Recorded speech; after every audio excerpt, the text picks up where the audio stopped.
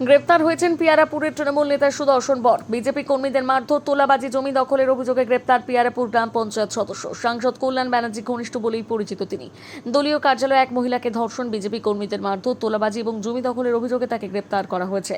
মঙ্গলবার ধৃত সুদর্শন বরকে শ্রীরামপুর আদালতে তোলা হয়। তদন্তের স্বার্থে তাকে হেফাজতে নেওয়ার আবেদন করা হয়েছে কিনা তা আদালতের নির্দেশের পর স্পষ্ট হবে। প্রাথমিক তদন্তে পুলিশের ধৃতের বিরুদ্ধে দায়ের হওয়া একাধিক মামলা নথি খতিয়ে দেখছে। অভিযোগগুলোর সত্যতা যাচাই করতে সংশ্লিষ্ট অভিযোগকারী, প্রত্যক্ষদর্শী এবং অন্যান্য সাক্ষীদের জিজ্ঞাসাবাদ করা হতে পারে। তদন্তকারীদের দাবি, প্রয়োজন হলে আগের আর্থিক লেনদেন, সম্পত্তি সংক্রান্ত তথ্য এবং অন্যান্য অভিযোগ নতুন করে খতিয়ে দেখা হবে। স্থানীয়দের অভিযোগ, পঞ্চায়েত সদস্য হয়ে তিনি 300 কোটি টাকার মালিক। এমনকি তৃণমূল নেতার অত্যাচারের ভিডিও ভাইরাল হয়েছে সোশ্যাল মিডিয়ায়। শোনাবো নির্যাতিতা দিদি ঠিক কি অভিযোগ করেছেন সুদর্শন বরের বিরুদ্ধে। আপনারা এখানে অনেক ভিড় জানিয়ে রেখেছেন কোর্টে, কি ব্যাপারটা? দেখুন, আমাদের যে পিয়ারাপুরে যে মাফিয়া ছিল, আপনারা দেখতেই পাচ্ছেন যে তাকে কালকে 24 ঘন্টার মধ্যে পুলিশে তুলেছে, কিন্তু এখনো পর্যন্ত কোর্টের সামনে আমরা সকাল থেকে ভিড় করে আছি, কিন্তু এখনো পর্যন্ত কোর্টে তোলা হচ্ছে না। উনি যে প্রভাবশালী, ওনার যে এত টাকা পয়সা, তো তার কি প্রভাব পুলিশের কাছেও আছে না কোর্টেও আছে, সেটাই আমরা জানি। কোর্টে তো নিয়ম আছে 24 ঘন্টার মধ্যে কোর্টে প্রডিউস করতে হবে, ছোট হোক বা বড় হোক, নিয়ম সবার জন্য এক হওয়া দরকার। তাহলে কি হয়েছে ব্যাপারটা বলুন? ব্যাপারটা আমরা এখনো নিজেরাও বুঝতে পারছি না। পুলিশ কি এখনো পর্যন্ত কি ওনাদের হাতের কন্ট্রোলেই চলছে, যে পুলিশ এখনো পর্যন্ত কোর্টে আনতে পারছে না? ওনার কি নাম? ওনার নাম হচ্ছে সুদর্শন বর। কে, একটু কোথা থাকেন? পিয়ারাপুর পঞ্চায়েতের উনি একজন সদস্য, পশ্চিম পাড়ার। তো ওনাকে এখনো পর্যন্ত কেন কোর্টে আনা হচ্ছে না? প্রত্যেকটা আসামিকেই আনা হচ্ছে, কিন্তু এখনো পর্যন্ত ওনাকে আনা হচ্ছে না। এটা তো আগেও আমরা দেখেছি যে পুলিশের ওপর প্রভাব দেখিয়েছিলেন ওনার যে টাকার পাওয়ার ছিল তার জন্য। তো এখনো কি সেটাই চলছে? সেটাই আমরাও জানতে চাইছি। আমরা সকাল থেকে এখানে অপেক্ষা করছি, আমাদের কর্মীরা অপেক্ষা করছে যে একজন মাফিয়া তাকে তুলবে, সেই অপেক্ষায় আমাদের এত কর্মী এখানে সকাল থেকে না খেয়ে করে বসে আছে, কিন্তু এখনো পর্যন্ত কিন্তু আমরা সেটা দেখতে পাচ্ছি না। উনি এখন বাজে 3:45 বাজে। পৌনে 3টে বাজে কালকে রাত্রিবেলা অ্যারেস্ট করা হয়েছে। তো আমরা জানতে চাইছি এটাই, যে উনি কি পুলিশের কাছেও যে প্রভাবটা আগে ছিল সেই প্রভাবটাই রেখেছেন, না কোর্টেও যে ওনার যে প্রভাব, যে টাকা পয়সার যে জোর, সেই জোরটা খাটিয়ে ফেলেছেন, এটাই আমরা জানতে চাই। আপনারা কোন এরিয়া থেকে এসেছেন? আমরা পিয়ারাপুর পঞ্চায়েত থেকে। আপনাদের ওখানকারই উনি নেতা?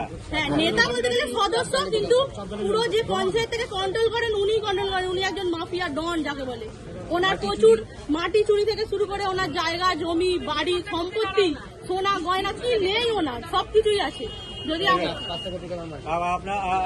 ওনার কি দলে ছিলেন? উনি তৃণমূলের দলে ছিলেন। আপনারা? আমরা বিজেপি। আপনার কোথায় এরিয়া বললেন? পিয়ারাপুর পঞ্চায়েত। আপনার নাম? অর্পিতা মন্ডল। উনি ওইখানে মানুষকে হুমকি দেখিয়ে, ওখানে মানুষকে বিভিন্ন রকমভাবে ভয় দেখিয়ে, মারধর করে উনি এমন একটা ভয়ের পরিবেশ তৈরি করে রেখেছেন যে কখনো কোনো প্রার্থীও গিয়ে ওখানে প্রচার করতে পারছেন না, এবং মানুষ কোনোদিন ওনার বিরুদ্ধে মুখ খোলার মতো সাহস করতে পারেনি। উনি এতটা ভয় দেখিয়ে রেখেছেন। তৃণমূলে কি পদে আছেন? উনি এমনি পিয়ারাপুর পঞ্চায়েতের সদস্য। আমি জেলা পরিষদে দাঁড়িয়েছিলাম, তো যখন আমি প্রচারে গেছিলাম, আমি ওইখানে প্রচার করতে আমাকে দেওয়া হয়নি, প্রচার করতে পারিনি। এতটা উনি ওখানে মানুষকে ভয় দেখিয়ে রেখে দিয়েছে। আজকে উনি কি কেসে ধরা পড়েছে? ওনার যে দুর্নীতিগুলো, উনি যেগুলো এত বছর ধরে যে দুর্নীতিগুলো করেছেন, সেই দুর্নীতিগুলো তো এইবার আমরা মানুষ যখন ভারতীয় জনতা পার্টির সরকার যখন পশ্চিমবঙ্গে এসেছে, তখন সেই দুর্নীতিগুলো টিএমসির যা দুর্নীতি করেছে সেই দুর্নীতিগুলোকে বার করা হচ্ছে। এবং এই দুর্নীতির পরিপ্রেক্ষিতে আজকে মানুষ খেপে গিয়ে, মানুষ বিক্ষুব্ধ হয়ে কালকে ওনাকে এই দুর্নীতির বিরুদ্ধে কেস করার জন্য ওনাকে। আপনি ওই জায়গায় থাকেন?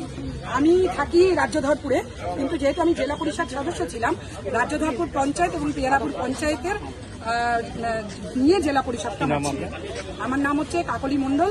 আমি প্রাক্তন জেলা সেক্রেটারি এবং এখন রাজ্যের এসএইচজির দায়িত্বে আছি।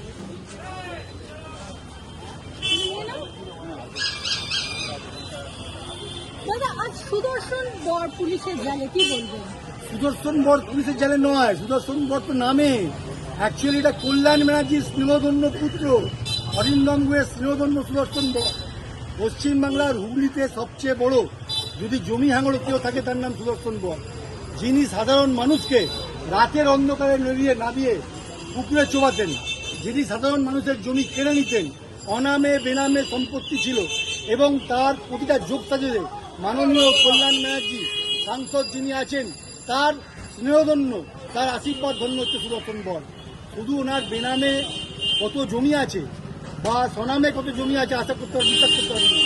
300 কোটি টাকার ওপরে উনি, 300 কোটি টাকার ওপরে। আমরা শুধুমাত্র শিরোধানিতে জড়িত হয়েছেন, আস্তে আস্তে আমরা আরও কি জমা দেবো। আমরা শ্রীরামপুর থানার কাছে কৃতজ্ঞ, পুলিশের কাছে কৃতজ্ঞ যে ওনাকে অ্যারেস্ট করা হয়েছে। আমরা চাইছি ওনার সুদীর্ঘ জেল হোক এবং এর পরিপূর্ণ বিচার হোক। সাধারণ মানুষ শান্তি পাবে, বিরোধী দলের লোকেরা শান্তি পাবে।